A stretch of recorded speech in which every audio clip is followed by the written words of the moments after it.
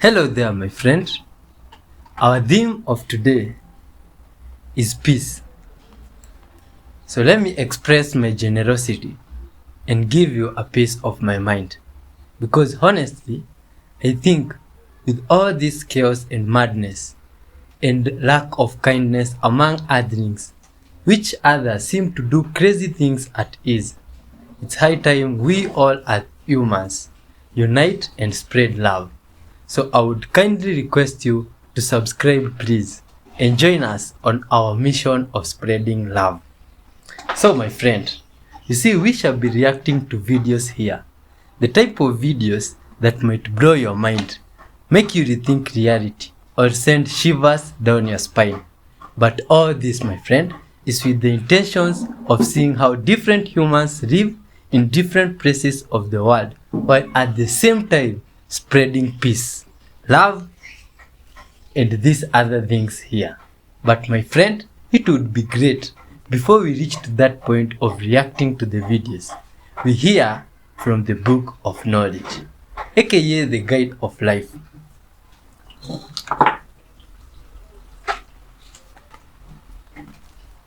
Some wonderful book here, my friend, that is full of wisdom. Listen.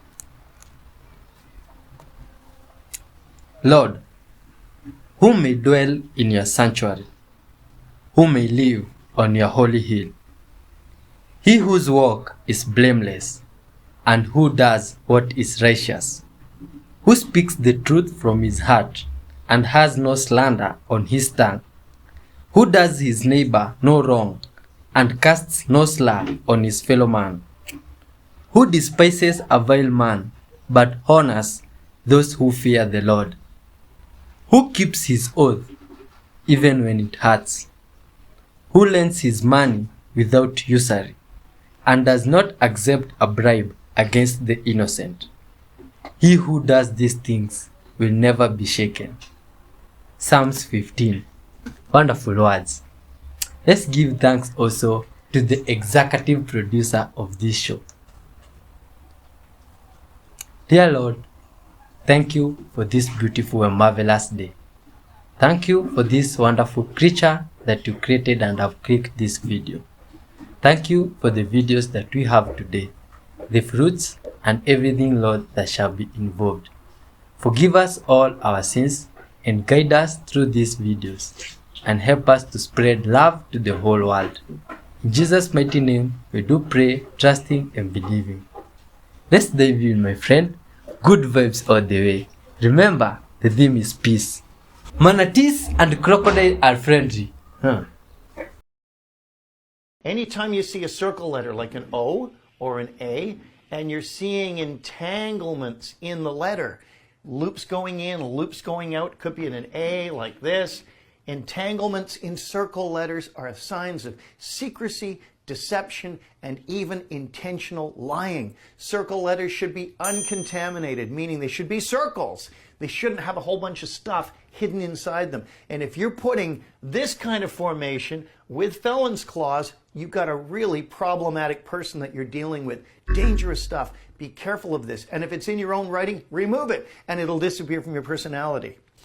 Okay, so I'm about to tell you about a literal magic technology that is based on ancient technology, which this guy has sat in silence about for over 7 years. And now he's talking about it. For all you who know about alchemy, the alchemical gold, the vessel, who you watch the Dan Brown movies, the Da Vinci Code, and you know how Mary Magdalene is the vessel, the substance I'm about to talk about, that this guy talks about, is the alchemical transmuter. It is what the ancients have been talking about for hundreds of years in secrecy without stating the name of what this substance is. And now we're going to talk about it.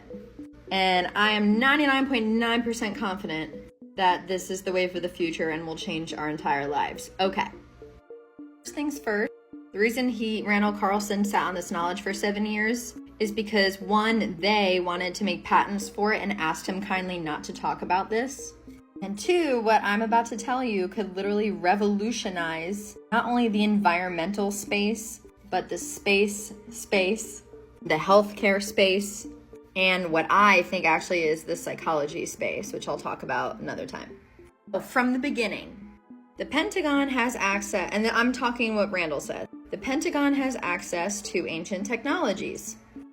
Secret, they study these because they want to know, just like us, do these sacred geometry ratios mean anything? What do these tablets mean? What do these pictures mean? Clearly things were flying back then. Sumerians were wearing like magical wristwatches and had magical pocketbooks. They were clearly using some type of ancient technology.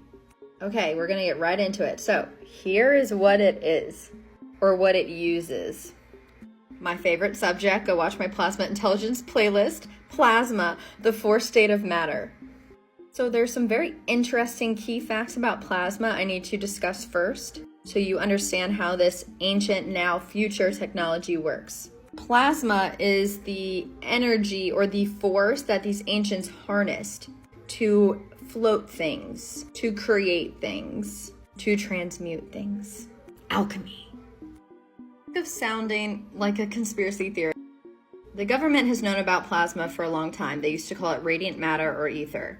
It is very much a part of our universe. It makes over 99.9% of our universe, but it's the littlest known subject in science and none of us really learn about it.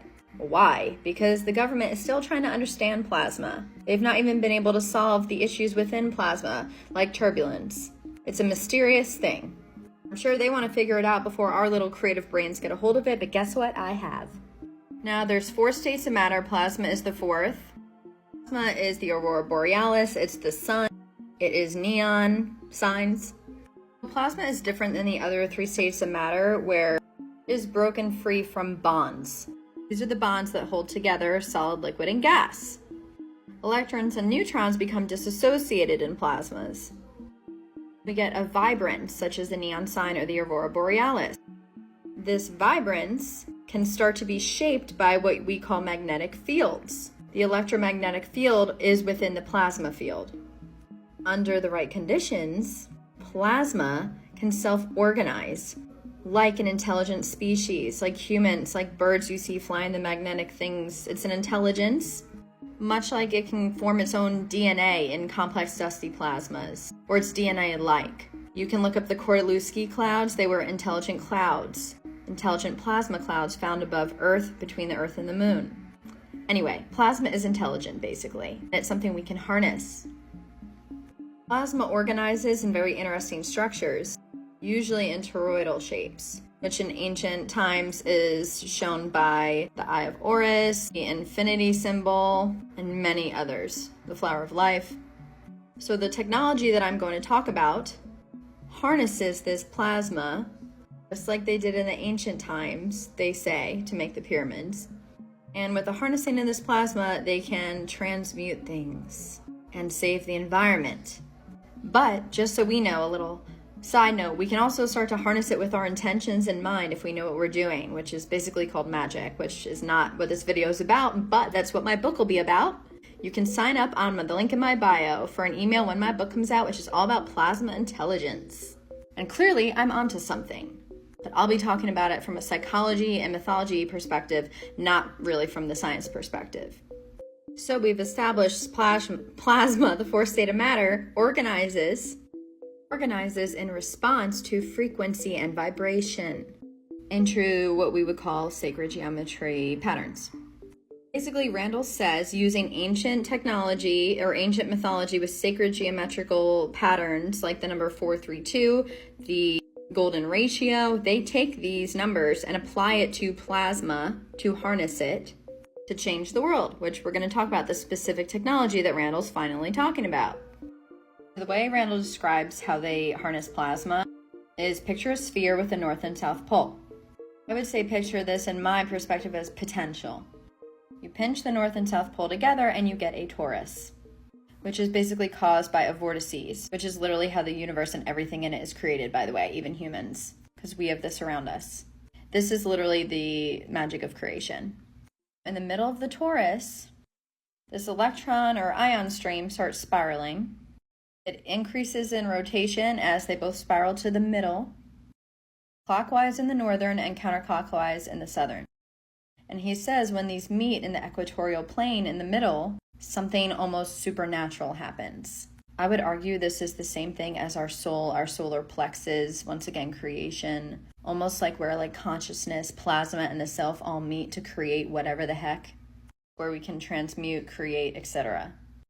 Okay, so basically, this inventor named Malcolm Bendel called Randall Carlson one day and said, hey, I have a secret ancient plasma technology that can lift things, transmute things, whatever. He worked on it for the last 7 years. It was based on natural frequencies and sacred geometry. There's so many cool things. He drew it up. He made it open source online because he thought people were trying to kill him. So this way, if he was killed off, everyone would have the knowledge. Yes, this is a real story. He even said he got threats about his technology. He based it on toroidal shapes, infinity shapes, the golden ratio. And basing on these things and using certain elements, it worked, he said. But Randall was not sure. He was a skeptic. This is the same man, Malcolm Bendel, who made what's called a thunderstorm generator. I'm not attesting to the validity of this man. I don't know him. But what I do know is that plasma technology is a real thing. But plasma is unstable. It's hard to prove. Many men like Walter Russell also had these ideas with numbers and sacred geometry. This man, Malcolm Bendel, talks about his plasma technology, how it's going to change the environment in the world. Corporations like Mazda sign a non-disclosure with him because they want to know about it because it has to do with cleaning things and transmuting pollution. This is more of his open source stuff about it. I guess you could look it up. So the technology, finally I'm at it. It involves creating and harnessing plasmas for energy. He discusses the credibility of the technology, and it significantly reduces carbon emissions. Personally witnessed this machine transmute carbon monoxide back into oxygen, and it cleansed the air. This type of plasmoid generator, they tested the validity of it with spectrometer, multiple other things, and found that oxygen grew as the other harmful things dissipated and transmuted. That's the most important part. It transmuted. Revolutionize how we manage environmental challenges. It is literally a system that cleans the air, conserves itself, and adapts across various applications. It is revolutionary. Basically, the high temperatures in plasma, they think, allow for this transmutation. Listen, this is my conclusion.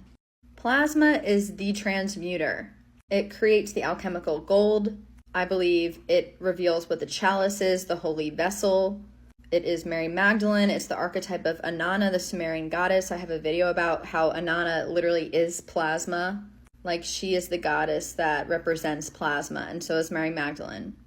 We harness plasma to transmute not only chemicals or elements, but we can harness it to transmute the world and ourselves to be better people and evolved people. We are just at the forefront of this. They're just talking about it in science.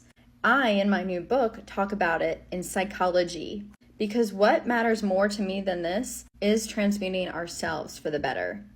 Transmuting our consciousness, our heart, our soul, love, our senses, becoming more magical, or really just more human, by evolving our senses using plasma, which I'll talk all about in my book. But this is a great start. I've known about this plasma for a while. A lot of you have. This is really cool. Listen, we're getting somewhere. Plasma is going to change the world. These discoveries are going to change the world. Mark my words. Goodbye.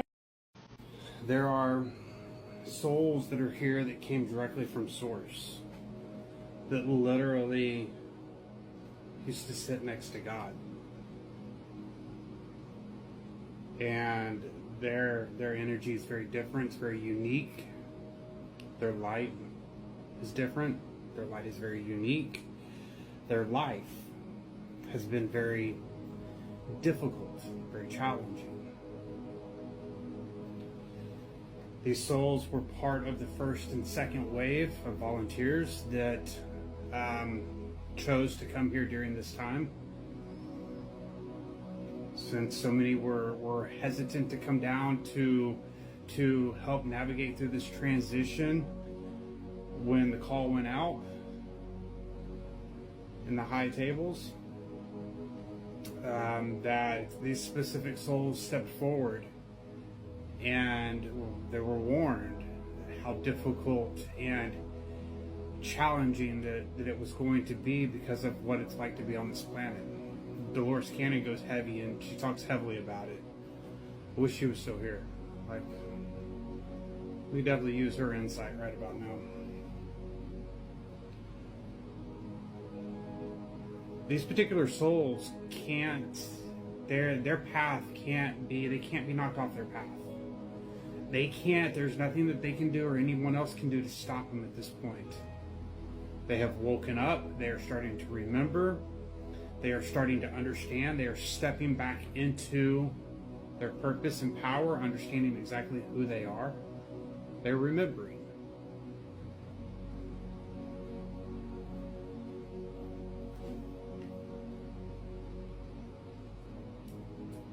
And there's quite a few of them. These souls have been monitored their entire life. They've been tracked their entire life. And I know exactly how.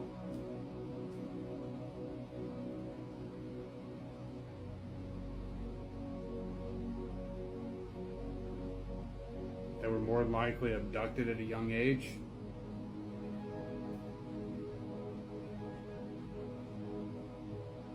They've had gifts their entire life, but they were put into a deep hibernation. It was one of those deals where they were hidden in plain sight. And even though they were hidden and had no idea who they were, the powers that be that wanted to stop it knew who they were. And even though they were never allowed to, or given an opportunity to take these particular souls out, the only thing they could do was hope that those souls would take themselves out. That they would put so much on their shoulders that hopefully it would cause them to give up. That was their only hope. They had to do it to themselves. The powers that be needed these particular souls to become their own worst enemy, for it was the only way that they were going to stop what was happening.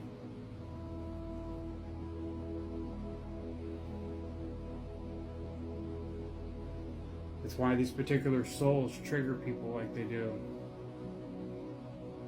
They're walking tower moments.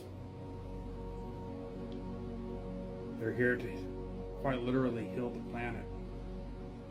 And even though they may not be perfect, and there may be flaws that lots of other people may see inside of these individuals, they're nothing in comparison to what they're going to do for this planet and navigating through this transition. They are heavily, heavily protected spiritually. They are divinely guided. And there's nothing that can stop them. They will allow, or God, the universe, will allow others to try to affect them for one or two reasons. One, to allow them to have these experiences, to start waking them up, to see what it's like to feel these experiences of when people are doing things they know that's not right, and it slowly starts putting pieces of the puzzle together for them. And then also, two, it allows those that don't mind taking advantage of people, of innocent people, especially of souls that have such huge hearts and only want to love. That's all they want. That's all they care about, helping and loving. It allows for souls that want to come against that to collect enough karma to deliver justice and hopefully change the perspective and get them on a different track, different path.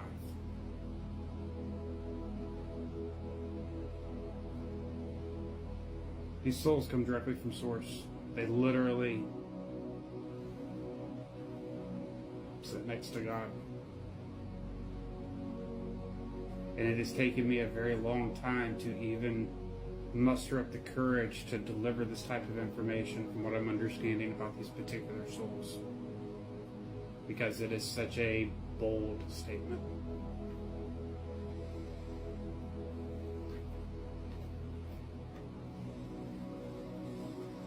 How do I shift the belief? Find out what the belief is. Okay, I know what the belief is. What is it? I'm not good enough. Well, why do you believe you're not good enough? Why would you buy into that? Does that make sense to you? No, I've allowed it. Because what are you getting out of it?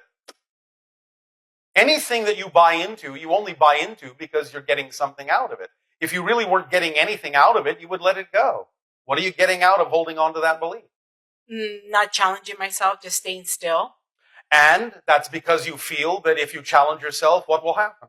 I'll get sick again. Well, there you go. So do I mantra it? Do I journal it? In other words, paradoxically, it has to be all right for you to get sick in order for you to never get sick again. Because you are invalidating the sickness as an experience. Because you're saying there is no possible positive reason that I'm sick. But there could be. There could be. You can't invalidate your experiences. Any of them. They are there for a reason. To teach you something you need to know. So as soon as you start validating it and letting it be all right for whatever needs to happen and stop being afraid of what might happen, then it won't need to happen necessarily. In a sense, you are, in some senses, almost guaranteeing that you'll get sick by not ever wanting to get sick. Because you're saying that's the only path that I need to avoid. And you can't avoid it if there is a reason why you're creating it. Now, the reason why you're creating it may only be because you don't need it anymore. But you have to allow that to be okay. Does that make sense? Yes. Have y'all seen the damage that the sun's doing? Look at this right here. That's not a shadow. All right, everybody. Coastal Maine. Water in the grass here because everything's dying. I haven't been watering this grass. I've been watering this grass. I ain't been watering this grass, but it doesn't look like I really need to water the grass. Look at that. I think it's just, honestly, whatever they're saying about this sun might be true, because the shaded part of the grass looks awesome over there. This part that sits under the bench, this is great looking grass. Look how green it is compared to how yellow. I don't know. You tell me.